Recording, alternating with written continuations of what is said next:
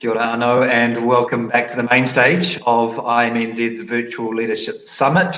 I think Drew's Q&A is still going on over in sessions. Fascinating presentation he gave, as is our next one. So our next speaker is the CEO of digital wills and financial literacy company Footprint, as well as being a motivational life coach. Angela Vale has been had more than 15 years of experience leading sales and operational teams through transformation and business growth. Here is her pre-recorded presentation on what leaders should know about adaptability, AQ, and emerging from a crisis. And happily, Ange will be with us live following her presentation to answer your questions in the live Q&A.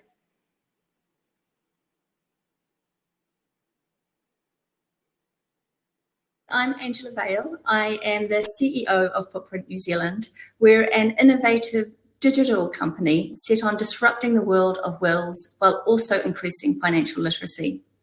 I specialise in business transformation and growth and became a life coach in 2006. Today, I'm going to share with you some of my knowledge and experience, all which has helped me navigate through and after a crisis. For example, during the GFC, I was a consultant, and because I was able to adapt, so was the business I was working in, and we all did really well during that time. In fact, my career moved forward. Then, when in recovery of the GFC, I was in a different role leading business transformation, where the objective was to return the branch back into profitability. This was also achieved by being able to adapt. And of course, there's COVID, which has been the largest success to date for both myself and for Footprint, as we firmly assert ourselves as New Zealand's largest online will provider. So drawing on all of that, I am going to share with you an approach that I have used during times of challenge, and hopefully you'll find it useful also. Like anything new, some of this may require you to adapt some of your thinking and behaviours, which is why I also spend some time on developing your adaptability.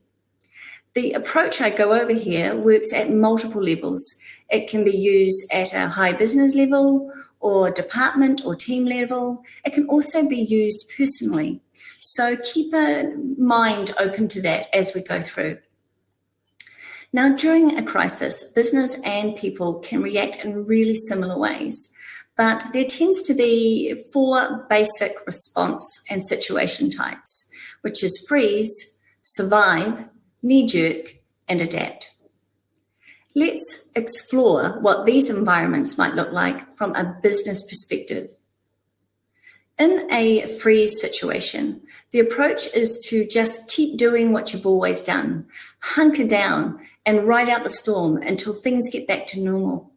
What you might see as a focus in the business is cost control, performance, and employees being focused on what they do and doing it really, really well. In survive situations, the approach is to focus on doing more with less until it's clear on how the market is going to react. The focus in these environments can be cost-cutting and stabilizing the remaining workforce. Employees are usually focused on high performance and cross-skilling. In a knee-jerk situation, the approach is just to react to everything as it happens. And often the focus is a bit fragmented, and you'll see cost-cutting, you'll see investment, and behavior and decision-making can appear a bit sporadic. Employees often perform poorly in these environments as they bounce from one directive to another. And then in an adapt situation, the approach is to identify new market opportunities, pivot the business, and lead a new chapter. You'll often see in this environment investment, speed is a focus, and so is agility. Employees will be asked to learn new skills along the way. The important thing to remember with all of this is that you take the time to identify what your current situation is. And then once you've done that, you're able to match the most effective response to it, which leads us to the good old gap analysis. We've all used these at some point in time, but they're really important at this time when the environment is sort of shaky around you. Now, it doesn't have to be rocket science. Simple is good and often quicker. Because you've already identified what your situation is, all you then need to do is evaluate your present state, then agree what the future state looks like, identify any gaps, make your plan, and act. I used this approach when I was a branch manager and had just been hired to manage post-recovery from the GFC. The situation in that business was that previously they had adopted a freeze approach, which really wasn't working for them. When I came on board, I quickly identified that they needed to move into an adapt situation. With that decided, I assessed the present state, which was very transactional. They were providing a set full service. There was no product diversity, and sales staff were generalists. It was clear that the future state needed to be a more consultative approach. We introduced moduled services, some product diversity, and provided specialist expertise. And that's because the market and the market's expectations had changed so much. So once we were clear on that gap, we put together a plan and created an action agenda, and then off we went. And it was incredibly successful. We returned the branch back to profitability, and in fact, it became an award-winning branch, and we had really, really high performance. We were asked to apply the same model to other branches throughout New Zealand, and we led New Zealand's highest customer feedback scores. Admittingly, in this situation, there was a lot of change, which wouldn't have been possible if both the business and the employees were not able to adapt.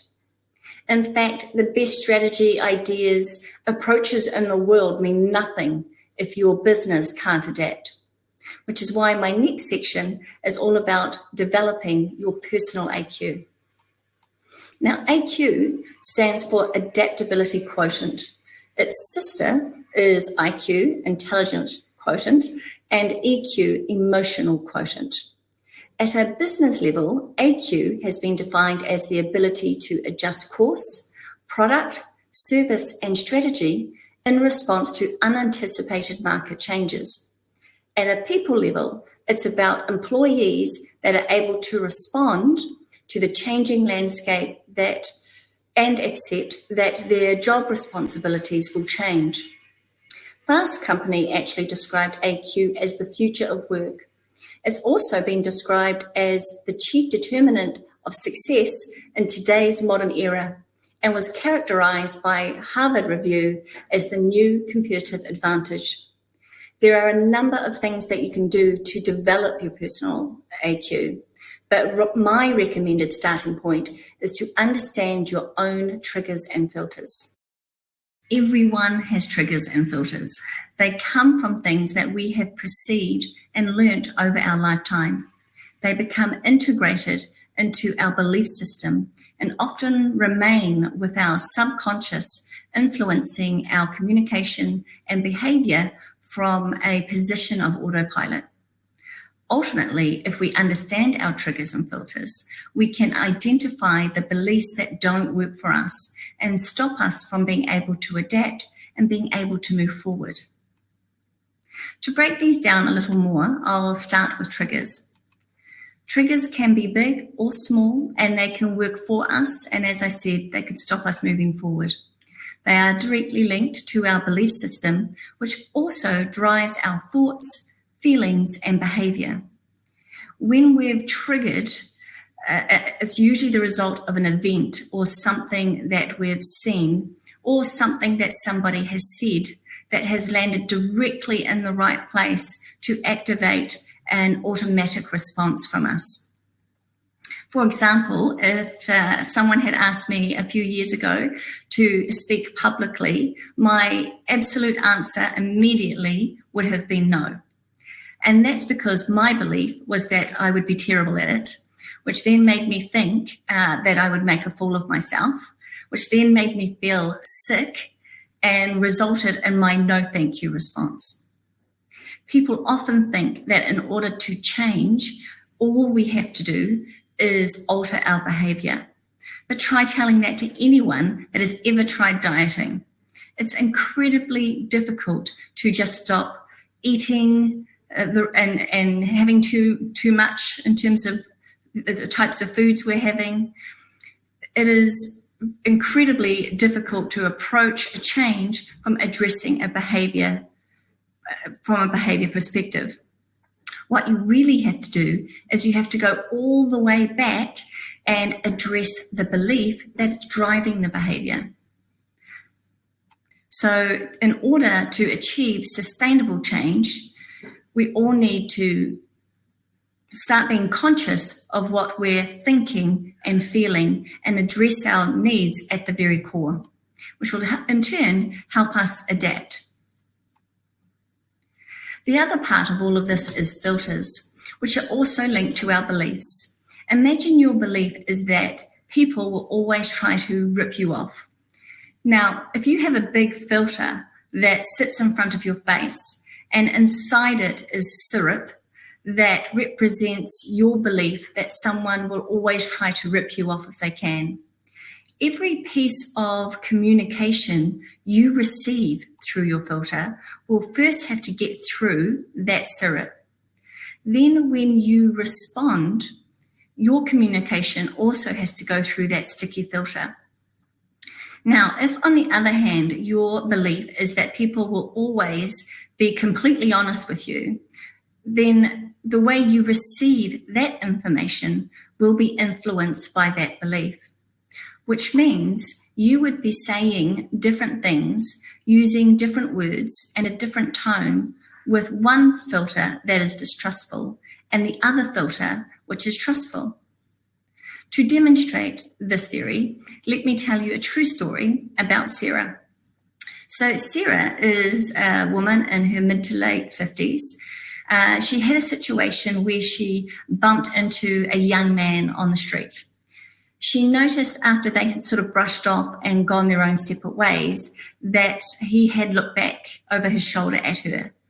Now, she automatically thought that he must be thinking she was a stupid old woman.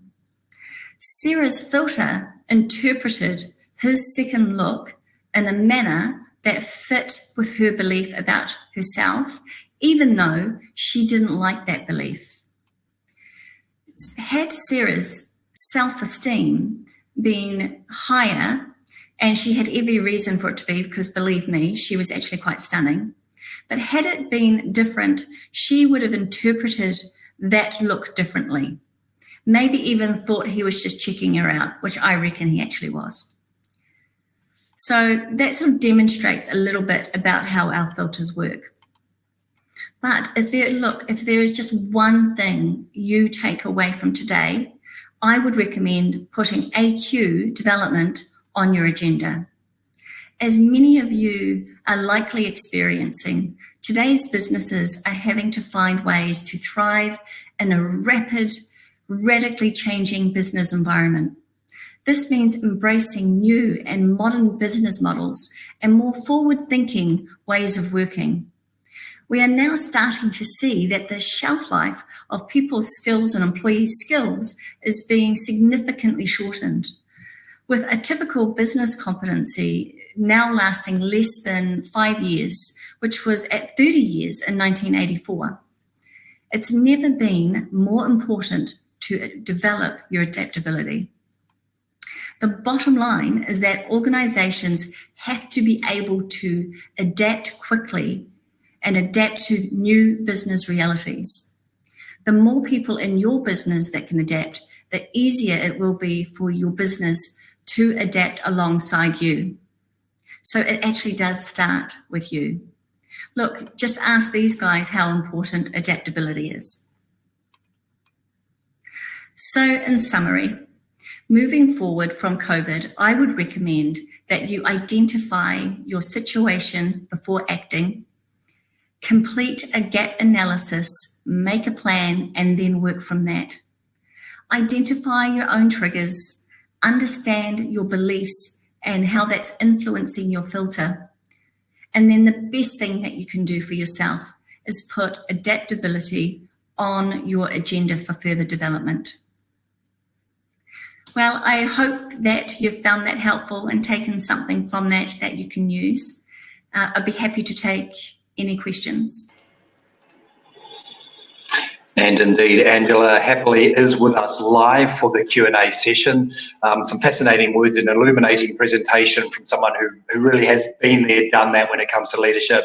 So Angela's now available live for your questions. Just hit the sessions button on the left of your screen and then click into her Q&A group. And she'll be happy to expand on her own leadership journey and what she's learnt along the way. And we'll be back here on the main stage at 11:30. That's just in 15 minutes' time for our next speaker, who is International Executive Headhunter, Dr. John Peebles. See you at 11:30.